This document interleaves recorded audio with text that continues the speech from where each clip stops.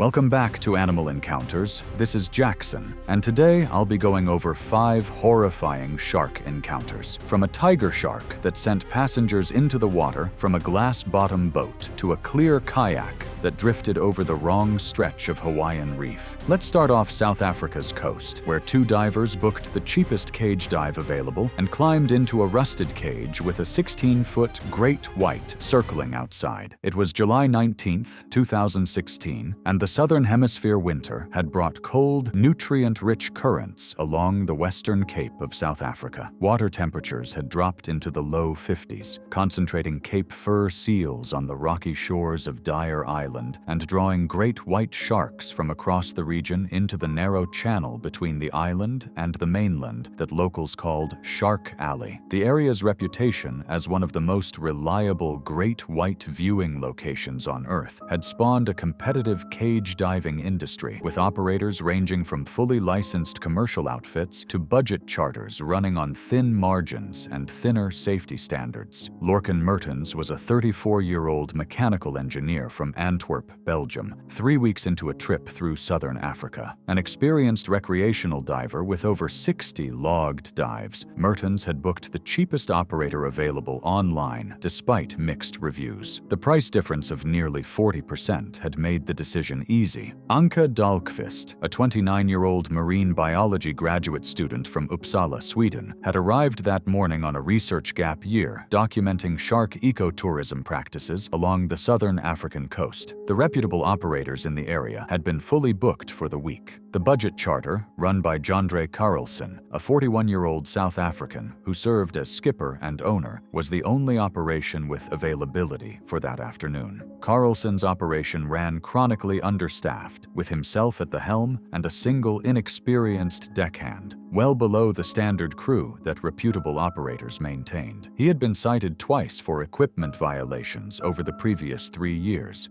His cage was 7 years old, past its inspection cycle, with visible corrosion on weld joints, addressed with surface-level patching rather than structural repair. The morning departure carried Mertens, Dahlqvist, and 5 other tourists who would remain on deck as observers. The part I can't get past is that the rust was visible. Mertens saw it. He asked about it, and then he climbed in anyway, because the guy who stood to lose money told him it was fine. Mertens noticed the rust on a horizontal crossbar and asked about it. Carlson dismissed it as cosmetic weathering common to all saltwater equipment. Mertens accepted the explanation and climbed in. Dahlqvist hesitated at the cage door, examining the same discoloration, but followed. The cage was lowered with both divers inside. Carlson deployed an unusually heavy chum slick, the oily mixture spreading across the surface in a wide arc. Within 20 minutes, a large female great white, estimated at over 16 feet, had begun circling the boat. Great white sharks are the ocean's apex predators, with adult females reaching 16 to 20 feet and weights exceeding 4,000 pounds. Their bite generates immense force, and their hunting strategy relies on investigatory contact with unfamiliar objects. The force generated during thrashing can deform metal and displace heavy equipment. The shark made several close passes, bumping the cage in a pattern consistent with standard investigatory behavior. On one approach, it took the bait chunk directly, the piece lodging in its jaws. The bait line, which had drifted closer to the cage than intended, pulled taut against the frame as the animal thrashed violently. Footage from a topside tourist's camera captured portions of what followed, though much of the reconstruction relied on physical evidence and investigator analysis. The thrashing drove the shark's body against the corroded weld joint on the crossbar Mertens had questioned. The weld didn't fail completely. A weakened point gave slightly under-repeated impact, subtly increasing a gap that investigators later found had already been borderline non-compliant with standard bar spacing. The shark's snout slammed against the widened seam as the bait line held the animal against the damaged section. What happened in the seconds that followed was never fully reconstructed reconstructed. Investigators concluded Mertens likely sustained bite trauma to his right arm during the shark's contact with the cage. Whether his limb was pushed through the gap, caught outside the bars, or injured through the seam could not be determined. The bite severed major blood vessels. The shark wrenched free within seconds. Dahlqvist had been thrown against the opposite cage frame. I've tried to imagine what those seconds were like inside that cage. Steel on every side, nowhere to go, and a 16-foot animal panicking just as badly as you are. The cage was supposed to keep the ocean out. This one just kept them in. The crew hauled the damaged cage to the surface. Mertens was unconscious from catastrophic blood loss by the time the cage broke the surface. The site was over 45 minutes from the harbor. He was pronounced dead before reaching shore. Dahlqvist had sustained severe chest injuries from the impact and had aspirated water during the chaos. She was airlifted to a trauma facility in critical condition and survived, though her recovery took months. What I keep coming back to is the margin. One diver's arm found a gap that shouldn't have existed. The other was on the opposite side of the cage and walked away. Same water, same seconds, completely different outcomes. The investigation found the cage had not been professionally inspected in over 4 years, and that the bait line had been positioned dangerously close to the cage. Carlson's operation was shut down permanently. He faced criminal negligence charges, a corroded cage, a bait line dragged too close, and a diver whose arm found the one gap that should never have been there. That's how a routine shark dive off South Africa turned fatal. But the next story shook me for a different reason, because in Fiji, the danger wasn't in the water. It was underneath the passengers' feet. It was November 8th, 2015, and the dry season sun hung overhead as a flat-hulled tourboat motored across a shallow reef shelf off a small island in Fiji's Mamanuca chain. The glass-bottom operation had run daily excursions here for over a decade, with crew routinely tossing bread scraps overboard to attract reef fish beneath the panels. The practice also drew larger predators to the area over time. Darian Ashgrove was a 44-year-old real estate agent from Brisbane, Australia, on holiday with a group of friends celebrating a milestone birthday. Her companions would later describe her as someone who dismissed instructions she found excessive. The boat was operated by Kavani Tuasis, a 52-year-old Fijian captain with 20 years on these waters. The low-sided vessel carried 3 large laminated glass panels set into the floor, installed 8 years earlier without replacement despite a manufacturer recommendation for every 5 years. Weeks prior, a crew member had dropped an anchor chain onto the center panel, leaving a stress fracture that was noted in the maintenance log but never repaired. What stays with me is how ordinary the failure was. Not a dramatic collapse. Just a crack someone wrote off and a replacement someone postponed. That's the kind of negligence that doesn't look like negligence until it's too late. Tuasis briefed passengers before departure. They were to remain seated on the side benches at all times. Kneeling on the glass panels was prohibited. Approximately 40 minutes into the excursion, with the boat anchored over a section of reef shelf where reef sharks and rays were visible below, Ashgrove moved off her bench and knelt directly on the center panel to photograph a small reef shark passing beneath. Tuasis instructed her to return to her seat. She waved him off without looking up. He repeated the instruction more firmly. She continued adjusting her camera angle. A second friend joined her on the panel. Tuasis moved toward them. Before he reached them, a large shadow passed beneath the boat. An 11-foot tiger shark was cruising the reef edge near deeper water. Tiger sharks rank as the second most dangerous shark species to humans. Adults commonly exceed 14 feet and 1,400 pounds. Their serrated teeth are designed for shearing through turtle shells, bone, and cartilage. They frequently patrol reef edges in tropical waters, and investigatory bumps against boats and hulls are well-documented behavior. The fractured panel had been near failure for weeks. Under the concentrated weight of 2 women kneeling on it, the existing crack gave way without warning. The laminated layers delaminated along the fracture line, and the center of the panel sagged sharply inward. The glass didn't shatter completely, but the sudden structural give underfoot sent both women scrambling. Ashgrove's friend threw herself sideways onto the bench. Ashgrove, off balance and closer to the low gunwale, overcorrected and pitched over the edge into the water. She surfaced alongside the hull, disoriented and splashing in water still clouded from the morning's fish feeding. For roughly 10 seconds, she struggled to orient herself, her panicked splashing in the scent-laden water drawing the tiger shark's attention. The shark passed beneath her, then turned and delivered a single investigatory bite to her thigh and hip. The serrated teeth opened deep lacerations through muscle and tissue, severing major blood vessels. The shark released and circled away. The crew scrambled to reach her but was simultaneously managing water ingress through the damaged panel and stabilizing panicking passengers. That sequence is what I find cruel about this one. She didn't jump in. She didn't fall through the glass. A crack nobody fixed pitched her over the side, and by the time she hit the water, the shark was already beneath her. Ashgrove was pulled from the water, but had lost catastrophic amounts of blood. She was pronounced dead before reaching shore.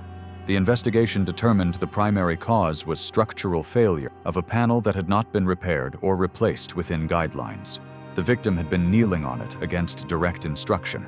The operation was suspended, and the owner cited for maintenance violations, a cracked panel nobody fixed, a tourist who wouldn't stay seated, and a tiger shark cruising below. I still can't decide whether that was a freak accident or an inevitable one. But the next story is the one that made me angriest, because off Australia's Neptune Islands, the failure wasn't equipment wearing out. It was a business decision made that same morning. It was May 6th, 2014. And autumn chill had settled over the Southern Ocean as a cage diving vessel motored toward the Neptune Islands, a rocky archipelago roughly 40 miles south of Port Lincoln, South Australia. The islands hosted one of the region's largest colonies of long-nosed fur seals, and the concentration of prey drew great white sharks in numbers that made the site one of Australia's premier shark diving destinations. Several licensed operators ran trips from Port Lincoln during the autumn months when shark density peaked. Mulgrave's operation was consistently the cheapest. Niamh Calthorpe was a 31-year-old veterinary nurse from Edinburgh, Scotland, 7 months into an Australian working holiday. An experienced open-water diver with advanced certification and over 80 logged dives across Southeast Asia and the Great Barrier Reef, Calthorpe had specifically sought the Neptune Islands for what she considered the pinnacle encounter with great whites. She booked the afternoon session with Declan Mulgrave, a 39-year-old operator who ran a two-boat business out of Port Lincoln. Mulgrave had built a reputation for running back-to-back trips to maximize daily revenue, compressing turnaround time between sessions and deferring maintenance that would require taking a vessel out of rotation. The morning session had run late. During it, a deckhand noticed visible fraying along the steel cable connecting the cage to the winch system and flagged it to Mulgrave between trips. Mulgrave inspected it briefly and decided it would hold for one more session rather than canceling the afternoon and losing the revenue. The cage was negatively weighted with no independent flotation. A backup safety line had been rigged but was not load-rated. It would not arrest the descent if the primary cable parted. Calthorpe and one other diver entered the cage. A large male great white, estimated at 15 feet, began circling within minutes of deployment. That decision is the one I keep circling back to. The deckhand said the cable was fraying. The boss looked at it, looked at the afternoon bookings, and chose the revenue. Everything after traces back to that single calculation.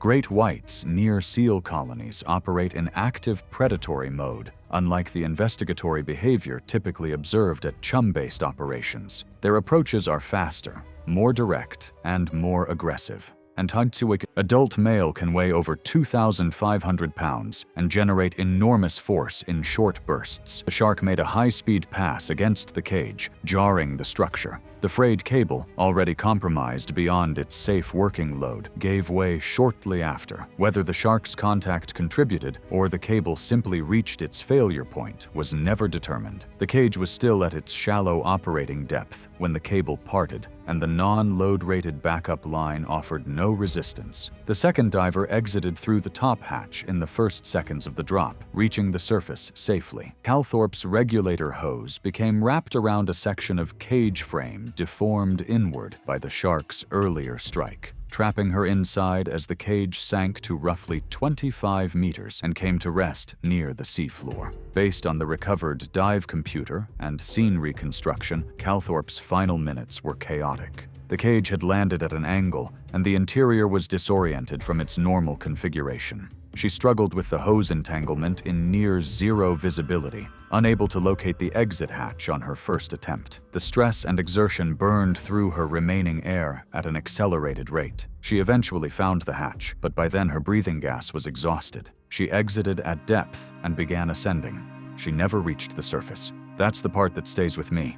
No dramatic attack, no thrashing at the surface. She ran out of air alone in a cage that was never supposed to be there. The shark didn't kill her. The cable did. Emergency divers recovered Calthorpe's body later that afternoon. Cause of death was drowning. The investigation found the cable had been flagged for replacement that day, and Mulgrave had knowingly continued operations with compromised equipment. His operation was shut down permanently, and he faced criminal negligence charges. The backup safety line was examined and confirmed to be non-load rated, incapable of holding the cage's weight under any circumstances. The second diver, who had escaped during the initial seconds of the drop, provided testimony that formed a central part of the investigation. A frayed cable and a boss who chose revenue over a warning. That's all it was. I'm still not over that one. But the next story unsettled me differently. In the Bahamas, there was no cage, no hull, no barrier at all. Just open water, a handful of tourists, and a chum slick drifting in the wrong direction.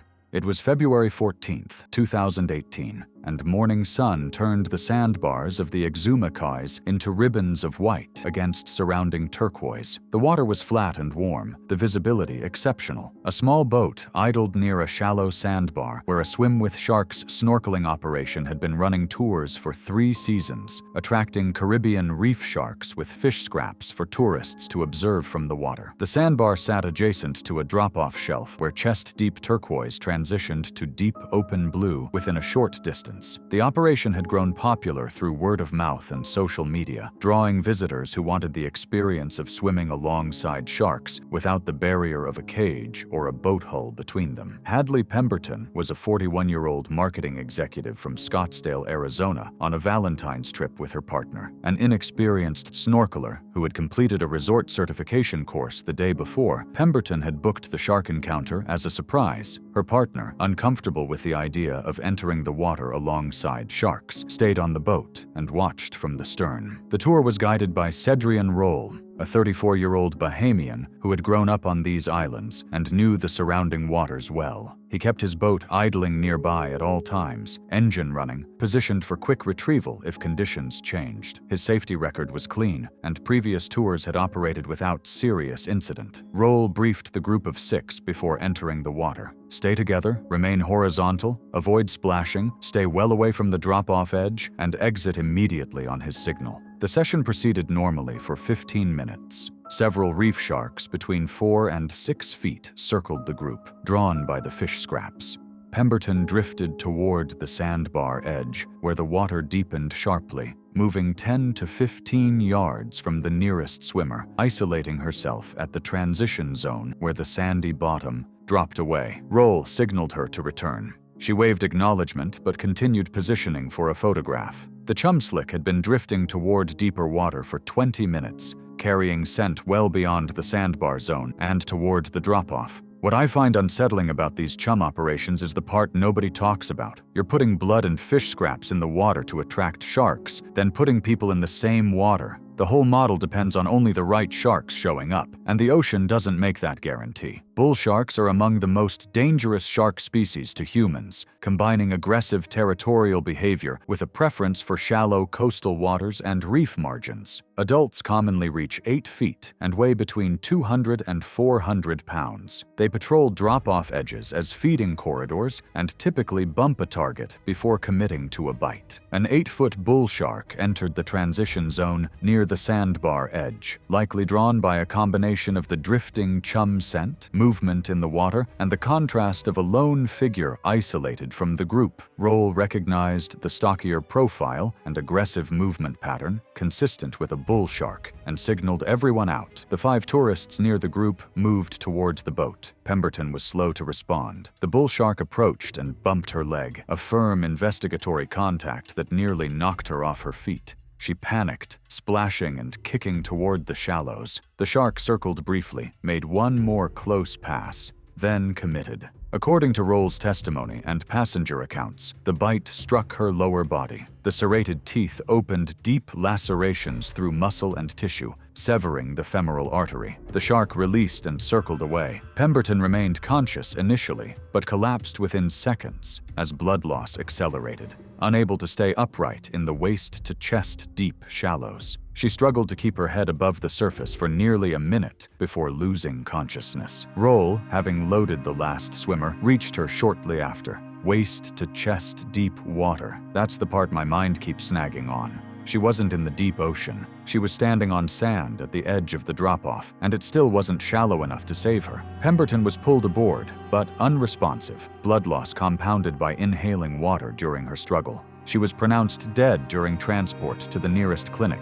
The investigation confirmed the bull shark had followed the drifting chum toward the drop-off, where Pemberton had been standing alone. Roll's operation was suspended. Authorities cited the proximity of chum to a drop-off shelf and inadequate protocols for monitoring tourist positions relative to deeper water, chest-deep water, a drifting chum slick, and a predator that followed the scent to the one swimmer standing alone. I thought that was as thin as the margin could get. But the final story proved me wrong. Off Hawaii, the only barrier was clear plastic. It was March 30th, 2013, and a light trade wind ruffled the Pacific off Oahu's windward coast. The morning was clear and warm, the water calm, and the conditions near perfect for paddling. And a group of 8 kayakers paddled single file over a shallow reef shelf where sea turtles, rays, and reef fish were visible through the transparent hulls of their vessels. The Clear Kayak Eco Tour had operated along this stretch of coastline for 4 seasons, offering tourists a unique perspective on Hawaii's marine ecosystem from see-through polycarbonate boats that allowed them to watch the ocean floor pass directly beneath their feet. Sloan Driscoll was a 36-year-old travel photographer from Portland, Oregon, visiting Oahu specifically for ocean photography content. The Clear Kayak Tour had appeared on her shot list after she saw promotional images of marine life beneath the transparent hulls. Her portfolio relied on distinctive underwater perspectives that set her work apart, and the transparent kayak offered angles she couldn't get from a boat or the shoreline. The tour was operated by Keone Palakiko, a 48-year-old Hawaiian who had grown up along the windward coast and built the kayak business over 4 years. The route followed the reef shelf, but passed near a channel where the bottom dropped off sharply, a known transit corridor for tiger sharks moving between feeding grounds along the coast. Palakiko briefed the group before launch. Stay on the reef side, do not paddle past the marker buoy near the channel, stay with the group at all times. Driscoll fell behind within 20 minutes, deliberately slowing her pace to photograph the reef below without other kayakers cluttering her frame. She drifted past the marker buoy toward the channel, where bright turquoise shifted to dark blue beneath her hull. A large shadow moved below the kayak. Rather than retreating toward the group, she began photographing it. I'll never fully understand that instinct. Seeing a large predator appear directly beneath you and reaching for the camera instead of the paddle. But I've read enough of these stories to know it happens again and again. The lens becomes a barrier that feels like protection, even when it isn't. Tiger sharks are the most dangerous shark species in Hawaiian waters, responsible for the majority of fatal attacks in the islands. Adults commonly reach 14 feet and 1,400 pounds. They investigate unfamiliar objects from below. Surfboards, kayaks, and paddleboards all present silhouettes that trigger this behavior. The shark had been circling beneath her kayak for nearly a minute, making repeated passes as she photographed it. On one pass, it rose and bumped the underside of the hull. Driscoll had been leaning to one side, adjusting her camera angle. The bump startled her. The combination of her shifted weight, the upward force, a passing swell, and her sudden movement tipped the lightweight vessel into the water above the channel edge. The kayak overturned completely, cosmetic scratching marking the hull, but structurally intact. Driscoll surfaced and attempted to right the kayak, but the overturned vessel was difficult to manage alone under panic. It rolled under her weight each time, the smooth polycarbonate offering no grip, keeping her treading water above the drop-off. The group was roughly 50 yards away, on the reef side of the buoy. Palakiko had noticed her absence and was paddling back toward the channel. According to the other kayakers who witnessed the event from distance, the shark dropped out of sight beneath the surface after the capsize. Driscoll struggled with the overturned kayak for an estimated 10 to 20 seconds, kicking and splashing visible from distance. What happened below the surface during those seconds was not observed. Whether the shark circled, repositioned, or simply reacted to the disturbance above was unknown.